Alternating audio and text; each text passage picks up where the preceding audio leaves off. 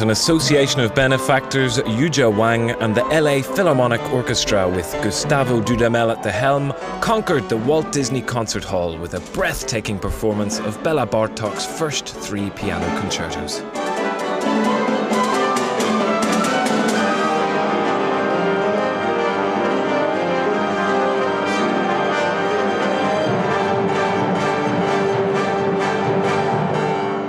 It's one of the most difficult pieces to conduct, to play, of course, but also for the orchestra to play, to put together all that amount of information.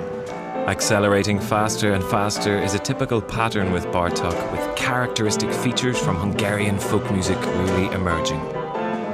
Everything happens so fast, that's why it's so difficult, his music.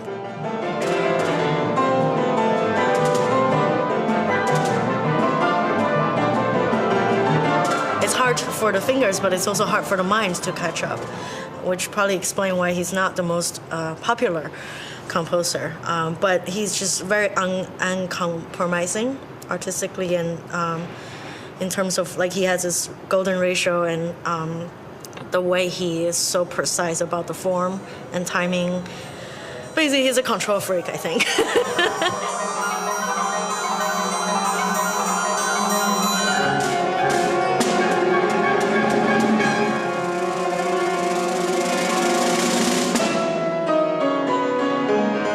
First concerto, you have special elements with the rhythm.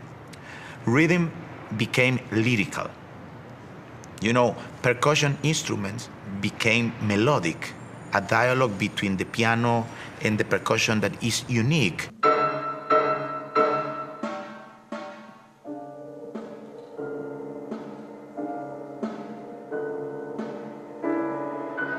And these kind of things are very mysterious because you are not used to listen to a tamburo play a melody.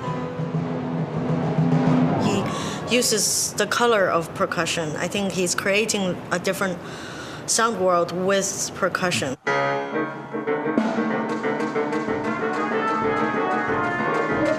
Since their first collaboration 4 years ago, the two musicians discovered an obvious affinity.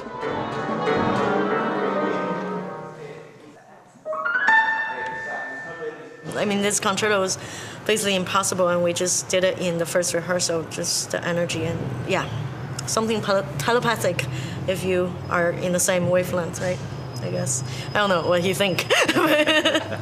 We work directly on the stage. Yeah. Sometimes we don't talk before the rehearsal, and we go and we listen to each other's. It's this beautiful interaction of a natural relation that is really good, natural artistic relation. Spontaneous. Yeah.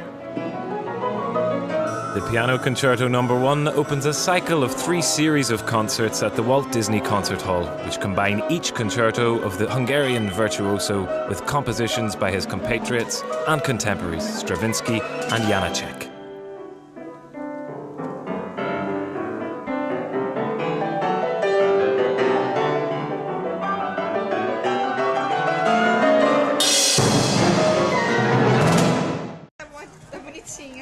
Brazil's economy has emerged from its worst recession on record. The fastest growth rate in nearly 4 years was announced by the National Statistics Agency, with GDP growing 1% in the first quarter. But Latin America's largest economy is not out of the woods yet.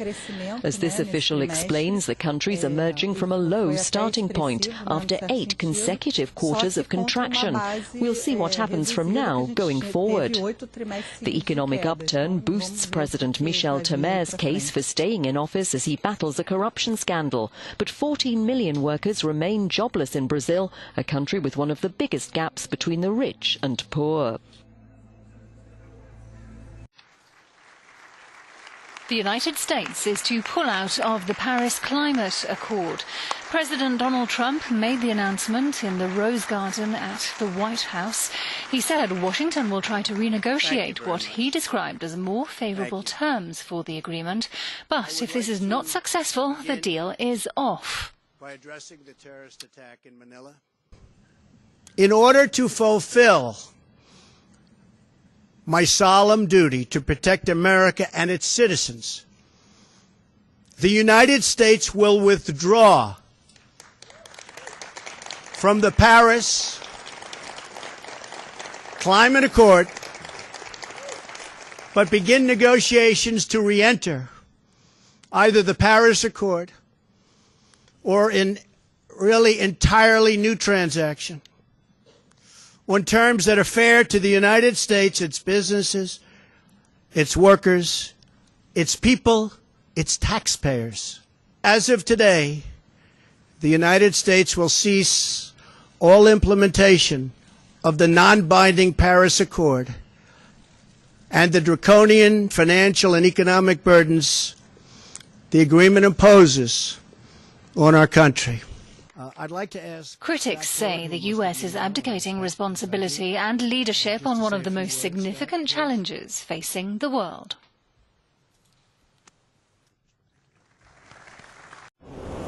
France, Italy and Germany said in a rare joint statement that they regretted Donald Trump's decision to ditch the Paris climate deal. French President Emmanuel Macron made a televised address in English. He warned the US there is no way the pact can be renegotiated. I do respect this decision, but I do think it is an actual mistake, both for the US and for our planet. I reaffirm clearly that the Paris Agreement remains irreversible and will be implemented, not just by France, but by all the other nations. Because wherever we live, whoever we are, we all share the same responsibility. Make our planet great again. German Chancellor Angela Merkel joined France and Italy in calling on allies to step up efforts to fight climate change and in particular help developing countries meet their pledges in the absence of US funds. While British Prime Minister Theresa May voiced her disappointment at Trump's move. Former US President Barack Obama said a withdrawal meant an abdication of American leadership, and that the nations that remain in the Paris Agreement will be the ones to reap the benefits in terms of jobs and industries created. George Soros has urged the European Union to continue pressing Poland and Hungary to preserve the rule of law. Speaking at the Brussels Economic Forum, the American billionaire financier said he welcomed the EU's recent tough words on both countries, which critics accuse of being increasingly authoritarian.